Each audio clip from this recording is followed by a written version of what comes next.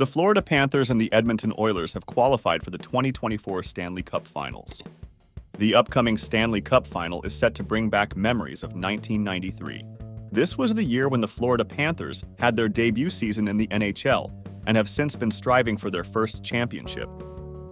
It also marks the last time a Canadian team, the Montreal Canadiens, secured a Stanley Cup victory. The Panthers, led by coach Paul Maurice, are heading to the final for the second year in a row. They were defeated last season by the Vegas Golden Knights in Game 5. Additionally, this marks the 5th consecutive final appearance by a team from Florida. And then, Connor McDavid is making his first trip to the final, marking the Oilers' return since their last appearance in 2006, where they were defeated by the Carolina Hurricanes.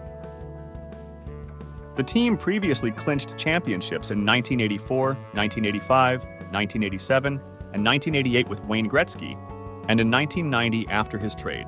While this series may appear like any regular season, there is a significant difference. According to ESPN stats and information, this year's Stanley Cup Final between the Oilers and Panthers will mark the farthest distance between two cities in NHL history.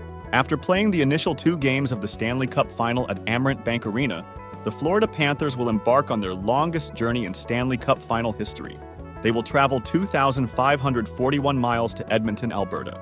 The previous Stanley Cup Final record for the longest distance between two teams was 2,499 miles, which was the distance between the Vancouver Canucks and Boston Bruins in 2011.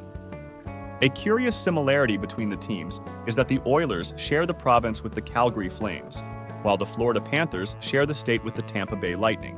The Panthers, by having home ice advantage, gain the benefit of not being the first team to travel. The NHL seems to have addressed this issue by ensuring that the Oilers and Panthers have at least 3 sets of 3-day breaks between games in case the Stanley Cup Final extends to 7 games. Nevertheless, the idea of traveling such distances multiple times in a 2-2-1-1-1 series format is quite extraordinary to think about. Looks like the team to conquer jet lag the most effectively is likely to lift the Stanley Cup. Let me know which team you're rooting for in the comments below, and make sure to drop a like if you've enjoyed this video.